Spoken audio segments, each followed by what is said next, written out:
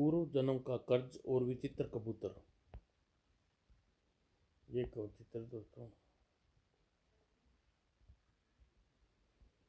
बहुत समय पहले की बात है। विदर्भ देश का राजा सांग सारंगदेव राज्य करता था। एक बार कुलीन वन में शिकार खेलने गए थे। महाराज, शिकार खेलने में बहुत ज़्यादा सारा दिन व्यतीत हो गया है। अब हम शाम हो चली है, इसलिए हमें कुलीन वन में अंधेरा गिराया है। हमें वन से निकल जाना चाहिए। आप ठीक कह रहे हैं प्रधानमंत्री जी, हमें अपने राज्य की ओर वापस चलना चाहिए। राजा सारंगदेव की आज्ञा पाते ही सब वहां से चल पड़े। अरे, यह बियाबान जंगल में यह लड़का क्या कर रहा है? उगता उत्सुकतावश राजा सारंगदेव ने उस लड़के को आवाज लगाई, ये लड़के तुम कौन हो?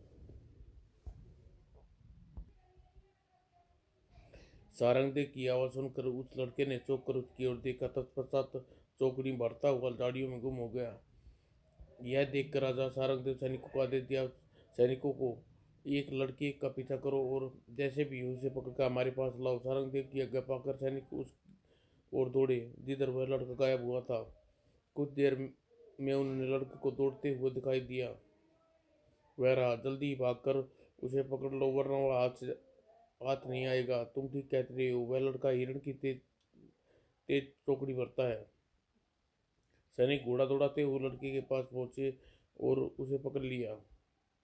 कुछ देर बाद वह लड़का राजा सारंगदेव के सामने था। बेटा, तुम कौन हो? तुम इस ऐसी अवस्था में जंगल में विचरण कर रहे हो? गू गा गू आहू। लगता है यह लड़का गूंगा है, इसे हमारी अपने साथ ले जाकर इसका उपचार कराना चाहिए। यह सोच प्रधानमंत्री सारंगदेव को प्रधानमंत्री से कहा, प्रधानमंत्री जी, हम इस लड़के को अपने साथ ले जाना चाहते हैं। इसे अपने राजकीय वैद्य से गूंगेपन का इलाज भी करवाएंगे। यह आप क्या कह रहे हैं महाराज? इस जंगली लड़के को आप राजमहल ले जाएंगे? प्रधानमंत्री, सकल सूरत से यह लड़का किसी उच्च कुल का प्रतीत हो रहा है और यह उच्च कुल का हो या ना हो, इसे अपने साथ अवश्य ले जाएंगे, जैसे अब किया गया महाराज। तथा राजा सारंगदेव ने उस लड़की को अपने साथ राजमहल ले आए। उसके उपचार के लिए राजवैद्य को बुलाया गया। राजवैद्य जी, यह लड़का गूंगा है, आप इसके निरीक्षण के लिए बताइए, यह लड़का की आवाज़ वापस आ सकती है? जो आज्ञा महाराज।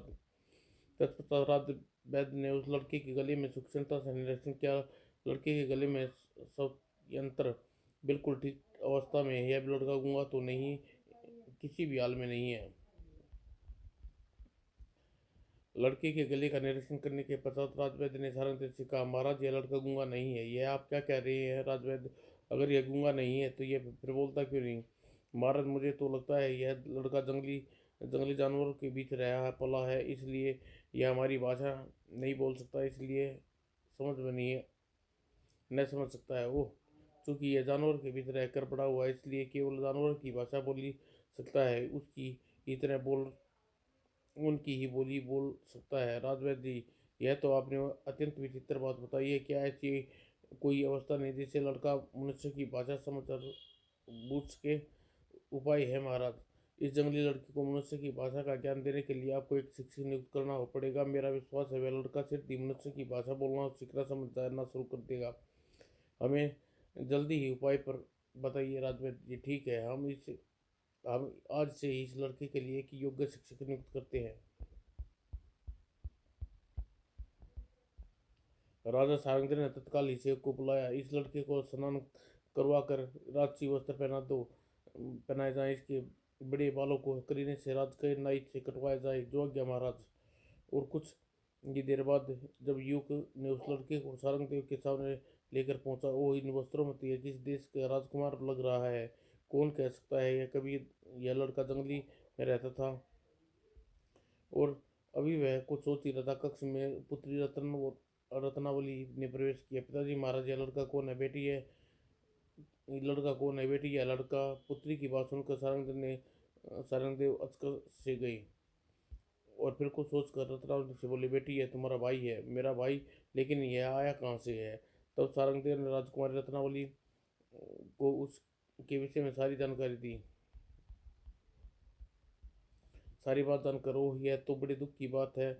यह लड़का हमारी भाषा समझ नहीं बोल सकता। कुछ समय बाद यह लड़का तुम्हारी तरह बातें करने लगेगा। बेटी, इसके लिए एक शिक्षक नियुक्त करने वाले हैं। पिताजी महाराज, यह बताइए आपने इस भाई अपने इस भाई को किस नाम से पुकारा करूंगी बेटी? यह लड़का ईश्वर की कृपा से मिला है, इसलिए तुम इसे ईश्वर देव नाम से पुकारा कर सकती हो। उस दिन से ईश्वर देव को भाषा का ज्ञान सिखाने के लिए एक योग्य शिक्षक नियुक्त कर दिया गया। बेटा, हिंदी में वर्णमाला का पहला अक्षर ए से बोलो, गुर्र। ईश्वर के मुंह से निकलने वाले शब्द को सुनकर शिक्षक समझ गया कि ईश्वर देव शिक्षा देने के लिए उसे अत्यंत परिश्रम करना पड़ेगा। इस प्रकार एक माह व्यतीत हो गया। एक दिन ईश्वर देव शिक्षक उसे पढ़ा रहे थे तो राजा सारंग देव ने कक्ष में प्रवेश किया। कही, आचार्य जी, ईश्वर देव को भाषा का ज्ञान कुछ प्रतीत हुआ या नहीं? महाराज, ईश्वर देव किसी भी बात का तुरंत ग्रहण करने की अद्भुत क्षमता है। यह एक ही महीने में ईश्वर देव काफी कुछ सीख गया है। जरा हम भी तो ईश्वर देव से कैसी प्रगति की है? अवश्य महाराज।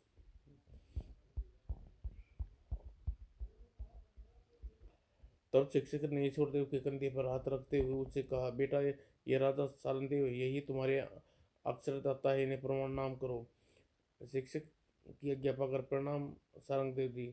ओह, यह तो सचमुच ही सिद्धि मनुष्य की भाषा सीख गया। सारंगदेव ने ईश्वर के सिर पर हाथ फेरते हुए वो उसे प्रशंसा से कहा, बेटा, ईश्वर राजा सारंगदेव कहकर संबोधित न करो। हम तुम्हारे धर्मपिता हैं, इसलिए तुम्हें हमें पिताजी कहकर पुकारो। जी पिताजी महाराज।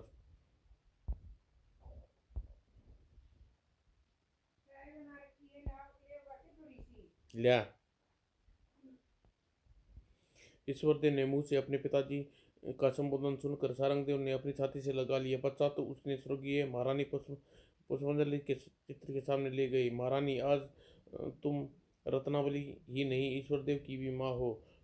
पश्चात वे ईश्वर देव को साथ लेकर रत्नावली के कक्ष में थे। पिताजी महाराज, ईश्वरदेव का भैया बोलना सीख गया। हाँ बेटी।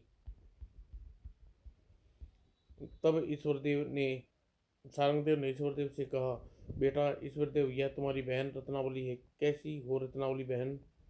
भैया, आप सचमुच ही मनुष्य की भाषा बोलने लगे। बहन, यह सब पिताजी महाराज की कृपा में का फल है। यह क्या कह रहे हो तुम? भला अपनी संतान पर कोई कृपा करता है? भैया, एक बात बताओ, तुम कुलीन वन में जंगली जानवरों के बीच कैसे रहते थे? वहाँ तुम्हारा लालन पालन किसने किया?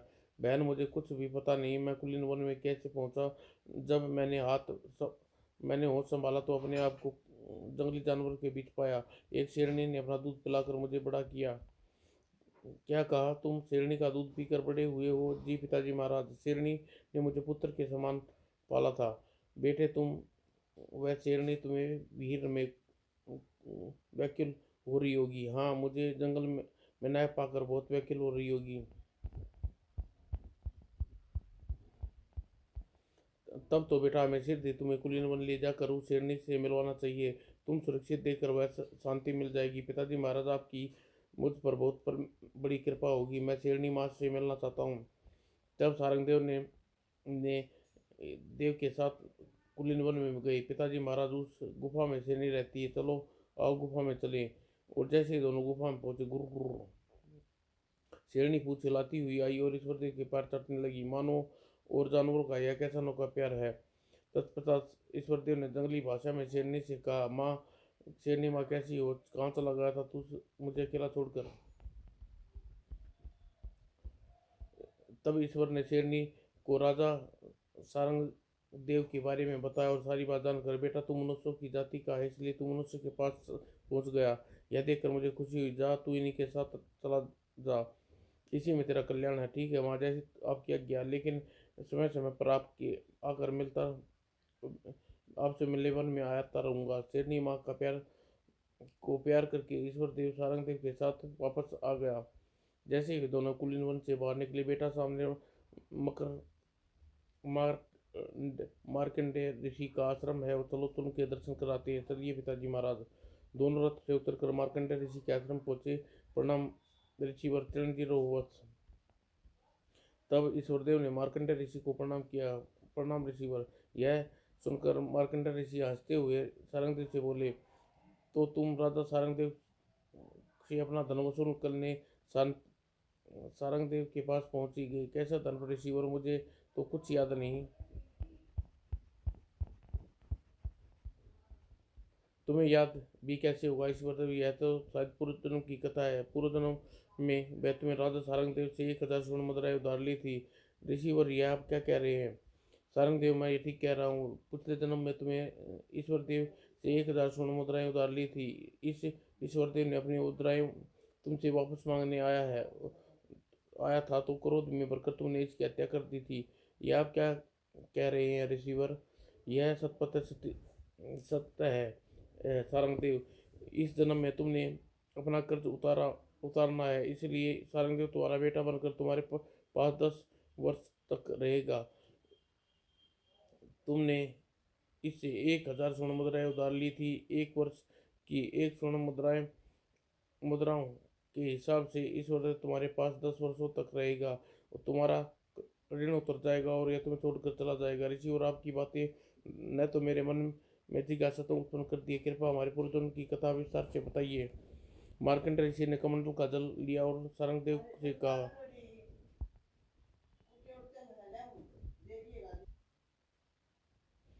राजन, कमंडल का जल को ध्यान से देखो। तुम्हारे पूर्वजों का समस्त घटिया इस जल में दिखाई देगी।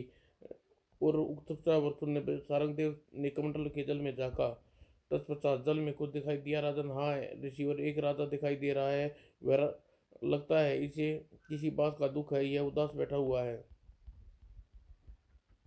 जिस राजा को तुम देख रहे हो उसका नाम राजा लपट लपट सिंह है। यह कौशाम्बी नगर का राजा था, है अपने पिछले जन्म का राजा सारंगदेव। तुम राजा लपट सिंह थे। ओह, क्या यह मेरा पूर्व जन्म का रूप है? सारंगदेव ने उत्साह से जल में देखने लगा। महात्मा, मेरे कोई संतान नहीं। क्या कोई ऐसा उपाय नहीं जिससे करने से मुझे संतान प्राप्ति हो? उपाय है महाराज। क्या उपाय है महात्मा? राजन, आपको राज्य में राम तीर्थ नाम का एक धनवान वह पुण्य ब्राह्मण रहता है। उससे 1000 स्वर्ण मुद्राएं का ऋण लेना पड़ेगा।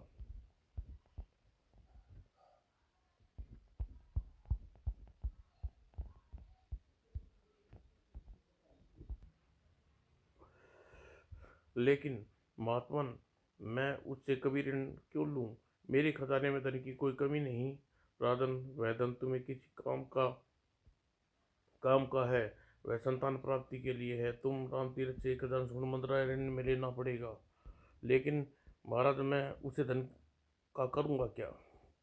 तुम धन से एक यज्ञ आयोजन करना पड़ेगा। कुछ तो यज्ञ का प्रभाव व कुछ राम तीर्थ द्वारा धन के पुण्य प्रभाव तुम्हारे पिता कहलाओगे गौरव प्राप्त कर सकता है। अर्थात तुम्हारे भाग्य में संतान सुख नहीं। ठीक है ऋषिवर, संतान प्राप्त करने के लिए यह करूंगा। मैं इस बात का ख्याल रखूंगा। राजन, एक बात का ध्यान रखना, राम तीर्थ के ऋण मांगते समय तुम्हें तनिक भी क्रोध नहीं आना चाहिए, वरना अनर्थ हो जाएगा। और यह भी याद रखना, संतान हो जाने के पश्चात तुम्हें सिर्फ ही राम तीर्थ को दी मुद्राएं वापस लौटानी पड़ेगी।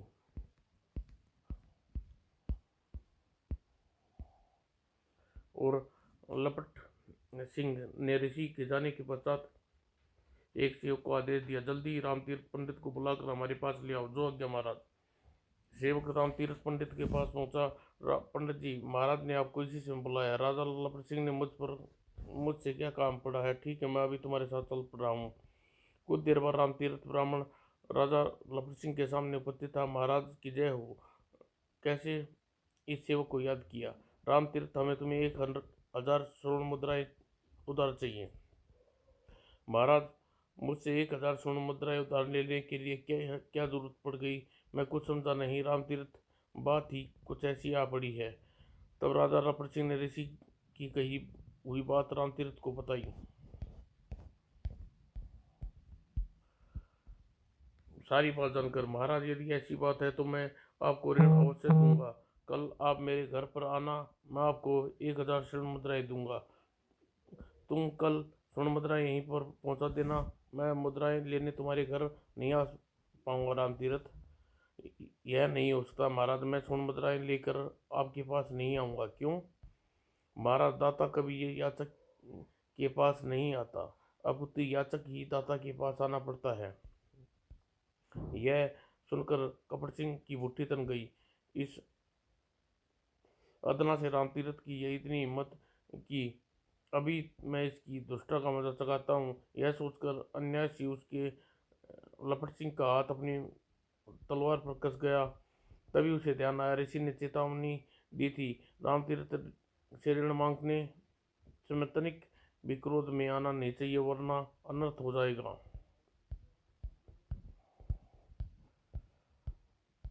तत्पश्चात उसने रामतीरथ से बोला, ठीक है रामतीरथ, मैं कल सुबह ऋण लेने तुम्हारे घर पर आ जाऊंगा। महाराज, आपके आने से पहले ही मैं आपको 1000 स्वर्ण मुद्राएं का इंतजाम करके रखूंगा। कहकर रामतीर्थ वहां से चला गया। दूसरे दिन लपट सिंह के रथ में बैठकर रामतीर्थ घर पहुंचा। ये महाराज, आपका स्वागत है। रामतीर्थ आदर से राजा लपट सिंह को अपने घर में ले गया। अंदर जाकर, लीजिए महाराज 1000 स्वर्ण मुद्राएं। धन्यवाद रामतीर्थ, हम ठीक 1 वर्ष पश्चात तुम्हारी मुद्राएं वापस लौटा देंगे। रामतीर्थ की दी गई मुद्राएं राजा लपट सिंह ने एक विशाल आयोजन किया। भगवान, मेरी इच्छा अवश्य पूरी करना।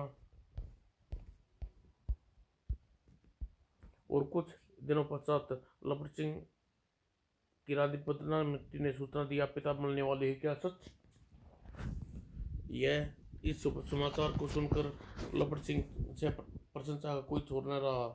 ठीक 9 माह महापश्चात रानी पद्मावती ने एक सुंदर से पुत्र को जन्म दिया। भगवान, तेरा लाख लाख शुक्र है कि तूने हमारी सुन ली। सारे राज्य में युवराज के जन्मदिन पर खूब खुशियां मनाई गई। इस प्रकार युवराज के जन्म के 2 माह व्यतीत हो गए। महाराज, पंडित रामतीर्थ आपसे मिलना चाहते हैं। ठीक है, उन्हें अंदर ले आओ। दरबार में रामतीर्थ को बुलाने दरबार रामतीर्थ को बुलाने चला गया। दरबान के जाने के पश्चात गई रामतीर्थ अपनी दी गई 1000 स्वर्ण मुद्राएं तो मांगने नहीं आया। अगर उसने भरे दरबार में मुझसे मुद्राएं वापस मांगी तो दरबारियों के सामने मेरी क्या किरकिरी हो जाएगी। पर रामतीर्थ ऐसा करेगा क्यों? वह समझदार ब्राह्मण है। यदि उसने मुझसे मुद्राएं वापस मांगनी भी हुई तो वह एकांत में मुझसे बात करेगा कहेगा। कुछ देर बाद रामतीर्थ ब्राह्मण राजा के लपट सिंह के सामने उपस्थित था। कहो रामतीर्थ, क्या बात है? तो हमें क्यों मिलना चाहते थे? वह महाराज, वाह, क्या भूल गए कि आपने मुझसे 1000 स्वर्ण मुद्राएं 1 वर्ष पहले उधार ली थी? उन्हीं मुद्राओं को वापस मांगने आए आपके पास आया हूँ। बदन सिंह की यह बात सुनकर लपट सिंह के तन बदन में आग लग गई। मूर्ख ने तो भरे दरबार में स्वर्ण मुद्राएं मांगकर मुझे अपमान कर डाला। इस बात की अब मैं इसे सबक सिखाऊंगा कि अपने जीवन पर्याप्त याद रखेगा कि हमारा अपमान करने का नतीजा कितना भयंकर होता है। रामतीर्थ का कथन सुनकर दरबारी आपस में घुसर फुसर करने लगे। भगवान, महाराज को रामतीर्थ से 1000 मुद्रा लेने की कैसी क्या जरूरत पड़ी थी? कहीं रामतीर्थ तो झूठ तो नहीं बोल रहा? ऐसा नहीं हो सकता, रामतीर्थ एक सच्चा ब्राह्मण है, झूठ नहीं बोल सकता। राजा लपट सिंह ने सोचने का उपक्रम करते हुए रामतीर्थ से पूछा, रामतीर्थ, तुम होश में तो हो, तुम जानते हो क्या अलरंग अलरंग बोल बक रहे हो? क्या हमारे खजाने में धन दौलत की कमी है जो तुमसे 1000 मुद्राएं उधार लेते? ओह महाराज, यह आप क्या कह रहे हैं? क्या आपकी नीयत में मेरी मुद्राएं वापस लौटाने की नहीं है? बस रामतीर्थ, बहुत हो चुका, जुबान पर लगाम दो वरना अंजाम बहुत बुरा होगा। वाह भला, क्यों चुप रहूं? अपनी हलाल की कमाई वापस मांगने आया हूँ, कोई चोरी करने थोड़ी आया हूँ। मेरी स्वर्ण मुद्राएं वापस लौटा दीजिए, मैं चुपचाप वापस चला जाऊंगा। रामतीर्थ, मैं तुम्हारी ये अंतिम चेतावनी दे रहा हूँ, चुप हो जाओ, वरना वरना क्या होगा महाराज? वरना मैं तेरा खून पी जाऊंगा। चंडाल, क्या कहा? चंडाल हूँ? और चंडाल, अगर मैं चंडाल हूँ तो यह बताइए राज राजन की एक चंडाल से ऋण मांगने है आपको जरा भी लज्जा नहीं आई? और लपट सिंह गला फाड़ कर चिल्लाया, राम तीरथ ठहर जा, मैं अभी तुझे मदद करता हूँ। लगता है अब बहुत कुछ घट कर रहेगा। और क्रोध में कांपते हुए लपट सिंह ने आम देना ताव तलवार रामतीर्थ के पेट में घुसा दी। ओह महाराज, यह क्या अनर्थ कर दिया? एक ब्राह्मण की हत्या कर दी। दर्द से छटपटा और रामतीर्थ भूमि पर गिर पड़ा। किसी प्रकार दर्द को सहते हुए रामतीर्थ ने अटके शब्दों में लपट सिंह से कहा, लपट सिंह, तूने अपने नाम के चिट्ठियत कर दिया है। मुझे मार कर तूने घोर अपराध किया है। मुझे मार कर तू सोच रहा है कि तू मुझसे पीछा छुड़ा लेगा? क्या कर लेगा तू मेरा? इस जन्म में नहीं तुम अपनी स्वर्ण मुद्राएं तुमसे वापस न ले सका, पर याद रखना अगले जन्म में तुम मुझे ब्याज सहित मेरा धन वापस लौटाएगा। हाँ हाँ हाँ, अगला जन्म किसने देखा है मूर्ख। लपट सिंह, इस समय तू मद में अंधा हो चुका है, पर तू जल्दी ही वह तेरा इकलौता पुत्र मौत की गोद में सो जाएगा। राम तीरथ, लगता है मौत को सामने देखकर तू पागल हो गया है। तेरी अभी तभी तेरी इस प्रकार बेकार का लाभ कर रहा है यह। इस पर राम तीरथ ने उसकी उंगली हुई निगाहों देखा और एक लंबी हिचकी दी, उसके साथ ही प्राण पीकर उड़ गए। उसकी मृत्यु के पश्चात राजा लपट सिंह ने सेवकों को आदेश दिया, इस नीच की लाश ले जाकर जंगल में फेंकाओ। चील कौए इसके शरीर को नोच नोच कर खा जाएंगे, यह वचाल की सजा है। जो आज्ञा महाराज। और सेवक लपट सिंह की आज्ञा का पालन किया और रामतीर्थ की लाश जंगल में छोड़ आए, जहाँ चील कौए उसकी लाश की दुर्गति कर दी। इस घटना के दूसरे दिन ही दिन वही ऋषि राजा लपट सिंह के दरबार में आया, जिसने पुत्र प्राप्ति के लिए उपाय बताया था। राजन, आपने यह क्या किया? जिसने ऋण लिया उसी पुण्यात्मा की मौत के घाट उतार दिया। इसके अलावा मेरे पास और कोई उपाय भी नहीं था। और राजन, सभा में मेरी मुद्राएं मांग कर उसने मेरा अपमान किया था। कैसा अपमान राजन? उसकी चीज थी वह, जिससे अपनी चीज कभी भी मांग सकता है। अब्बल तो उसके कहने से पहले ही तुम्हें उसकी स्वर्ण मुद्राएं लौटा देनी चाहिए थी। खैर, जो हुआ सो हुआ, बहुत बुरा हुआ, अब उसका परिणाम भुगतना ही पड़ेगा। कैसा परिणाम राजन? मैंने तुमसे पहले ही कहा था, राम तीर्थ ऋण लेते समय और लौटाते समय उससे बिल्कुल भी क्रोध नहीं आना चाहिए। क्रोध में आकर तुमने बड़ा अनर्थ कर डाला राजन। मरते समय राम तीर्थ ने तुम्हें एक श्राप दिया है वह शीघ्र ही पूरा होगा। आज से ठीक 5 दिन पश्चात तुम्हारी और तुम्हारे पुत्र की असमाप्त मृत्यु हो जाएगी। ऐसा न कहिए राजन मुनिवर, मैंने अपने किए पर बहुत शर्मिंदा हूँ, मुझे क्षमा कर दीजिए। राजन, तुम्हें क्षमा देने वाला मैं केवल राम तीर्थ ही था, क्योंकि अब वह इस दुनिया में नहीं रहा, इसलिए उस श्राप को अब पूरा होकर ही रहेगा। मुनिवर लपट सिंह ने मुनिवर को पुकारता रह गया, लेकिन ऋषि एक पल भी वहां न रुके।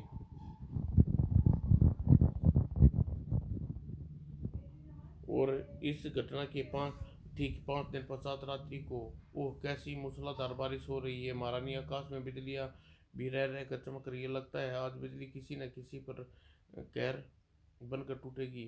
शुभ शुभ बोलिए महाराज, ऐसी उपशुभ बातें न निकालिए। तभी भयानक गर्जना करती हुई बिजली पुनः आकाश में चमकी। महारानी, इस समय युवराज को पालने में अकेला नहीं छोड़ना चाहिए। कहते हुए राजा लपट सिंह दूसरे कक्ष में सोए युवराज की ओर चल पड़े। और जैसे ही लपट सिंह युवराज को पालने के पास पहुंचे, हाय, युवराज के कक्ष पर बिजली गिर गई, अब क्या करे। युवराज और लपट सिंह के प्राण लेकर बिजली भयंकर शोर मचाती हुई आकाश में चली गई। तत्पश्चात वो हो, यह क्या हो गया? मेरी मेरी मांग और मेरी गोद दोनों ही उजाड़ गई। भगवान, अब तेरा यह क्या? वो और लपट सिंह युवराज की अचानक मृत्यु का समाचार सारे राज्य में फैल गया। लोग तरह तरह की बातें बनाने लगे। यह सब बेगुनाह राम तीर्थ की आग का परिणाम है। राजा लपट सिंह ने उसकी करनी की सजा मिल गई, लेकिन युवराज भी में मौत मारा गया। गेहूं के साथ गुण भी पिसता है। राजा लपट सिंह युवराज की चिताई एक साथ आगनी दिखाई गई। कमंडल में जल में इतना सब कुछ देखने के पश्चात ऋषि मार्कंडेय ऋषि कमांडर के जल में अब कुछ भी नहीं दिखाई दे रहा। राजा लपट सिंह की मौत के बाद कौशाम्बी नगर में दूसरे राजाओं ने कब्जा कर लिया। इस प्रकार राजा लपट सिंह का वंश के साथ लपट सिंह की मृत्यु के साथ ही खत्म हो गया था। और और महाराज, उसका क्या मतलब? मतलब तो यह हुआ कि पूर्व जन्म में हमारा अंत बहुत दर्दनाक हुआ। लपट सिंह के रूप में हमने वास्तव में राम तीर्थ के घोर जुल्म किया था। राजन, उदास न हो, यह अब कर्मों का फल है। पिछले जन्म में न सही, इस जन्म में राम तीर्थ के ऋण को चुकाने का अवसर तुम्हें प्राप्त हुआ है। यही यही क्या कम है ऋषि? और एक बात मेरी समझ में नहीं आई, अपनी मृत्यु के पश्चात मैं लपट सिंह ने मेरे रूप में जन्म न में ले लिया था, और आज मैं करीब 40 साल का हूँ, और राम तीर्थ इस समय ईश्वर के रूप में केवल 10 वर्ष का। क्यों? ऐसा क्यों? जबकि पूर्व जन्म में तो हम दोनों की मृत्यु एक ही समय पर हुई थी। राजन, आपने यह बड़ा अच्छा प्रश्न पूछा है।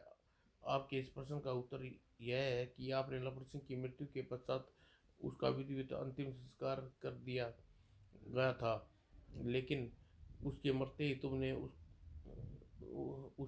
उसने मरते ही तुम्हारे रूप में जन्म ले लिया था। लेकिन रामतीरथ के मरने के बाद उसका अंतिम संस्कार नहीं किया गया और उसके शव को चिल कौए ने नोच नोच कर खाया। इसलिए 30 वर्षों तक रामतीरथ की आत्मा इधर उधर भटकती रही। तब जाकर उसकी आत्मा ईश्वरदेव नाम के रूप में धरती पर जन्म लिया। यही कारण है कि तुम्हारी और ईश्वरदेव की उम्र में इतना अंतर है। ऋषिवर, आप सब कुछ जानते हैं, तो यह भी बता दीजिए ईश्वरदेव किसका पुत्र और कुलीन वन में जंगलों में कैसे पहुंचा। राजन, अभी इस प्रश्नों का हल करने का समय नहीं आया। उचित समय आने पर इसकी प्रश्नों का उत्तर भी मिलेगा। ऋषिवर, 10 वर्ष पश्चात ईश्वरदेव हमें छोड़कर चला जाएगा, यह सोचकर हमें अपार दुख हो रहा है। दुखी न हो राजन, तो अपना कर्ज वसूल के साथ साथ ईश्वरदेव कुछ कार्य ऐसे भी करे करके जाएगा जिसे तुम उसे कभी नहीं भूल पाओगे। तुम मार्कंडेय ऋषि को प्रणाम करके सारंगदेव और ईश्वरदेव वापस राजमहल लौट गए। ईश्वरदेव राजमहल में रहकर पलने लगा। सब लोग उसे युवराज जैसा ही आदर सम्मान देते। रत्नावली उसे बड़े भाई के सम्मान समान मानती थी। उसे 10 वर्ष से रक्षाबंधन का त्योहार आया तो रत्नावली ने ईश्वर की कलाई में राखी बांधी। भगवान मेरे भाई को लंबी उम्र करना। रत्नावली बहन, आज तुम्हारी रक्षा का भार मेरे ऊपर है। उन दोनों के स्नेह देखकर राजा सारंगदेव की आंखें भर आई। एक दिन वह संध्या के समय ईश्वरदेव राज के उद्यान में बैठा हुआ था। ओह, यह कबूतर का जोड़ा विविध राज्य से बाहर से आया, आपस में वार्तालाप मुझ कर रहा है। मुझे उसकी बातें ध्यान से सुननी चाहिए। ईश्वरदेव ने पूरे ध्यान से कबूतर और कबूतरी की बातें सुनने लगा। कबूतर उद्यान में कैसी हरियाली छाई है, देखकर मन प्रसन्न हो रहा है। कबूतर, ज़्यादा प्रसन्न होने की जरूरत नहीं, कबूतर नहीं है। विदर्भ देश का यह हरियाली कुछ ही दिनों की है।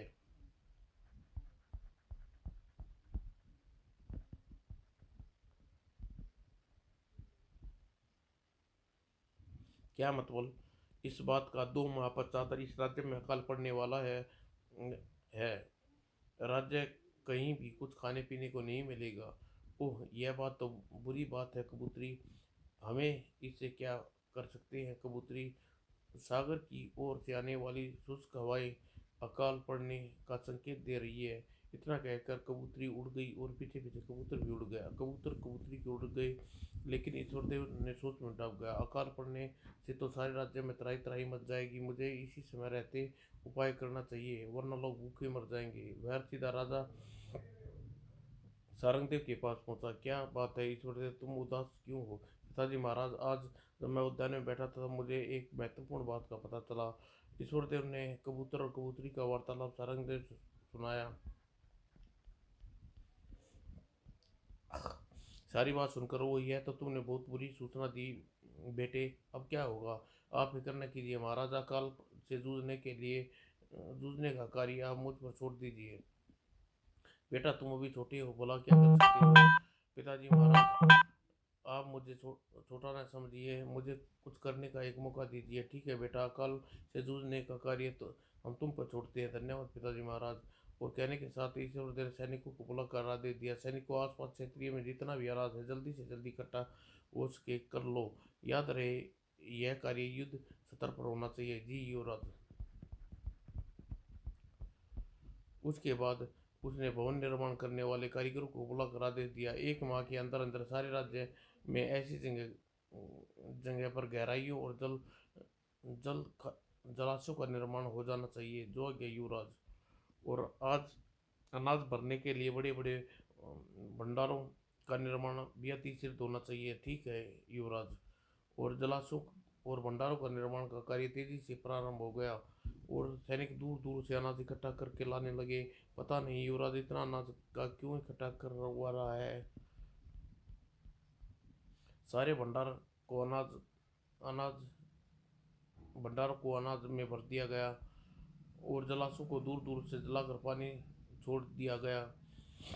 अब सभी तैयारी पूरी हो चुकी है। देखता हूँ अब कोई अकाल कैसे बेमौत मरता है।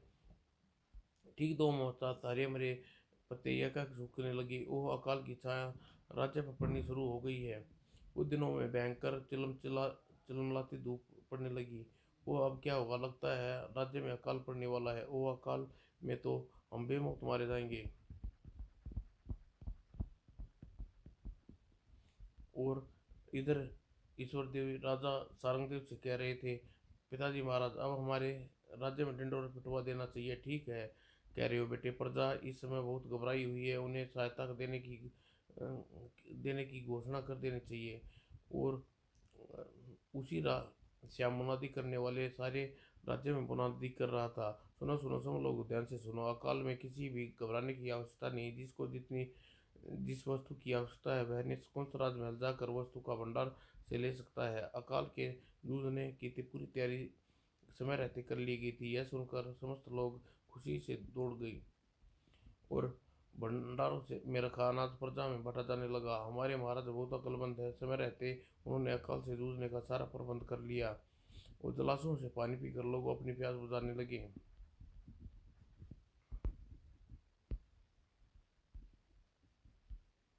इस प्रकार अकाल की छाया विद्रोह नगर देश पर पूरे 1 वर्ष तक रही। लेकिन ईश्वरदेव की सूझबूझ और विद्रोह देश के लोग एक एक दिन भी भूखे प्यासे नहीं रह पाए। महाराज अकाल की छाया हमारे राज्य पर पड़ी और पर चली गई, लेकिन आप सुचारू रूप से सामान्य कारण आप एक दिन भी भूखे नहीं रहना पड़ा। महाराज आप श्रेष्ठ। अपनी प्रशंसा सुनकर सारंगदेव ने उठकर कहा, प्रिया प्रियजनों, यह प्रशंसा का अधिकारी मैं नहीं ईश्वरदेव है। इस बात की चतुराई से सब इसी की चतुराई से यह सब उसका धर्म पहन कर रख सक। दोस्तों अगली कॉमिक्स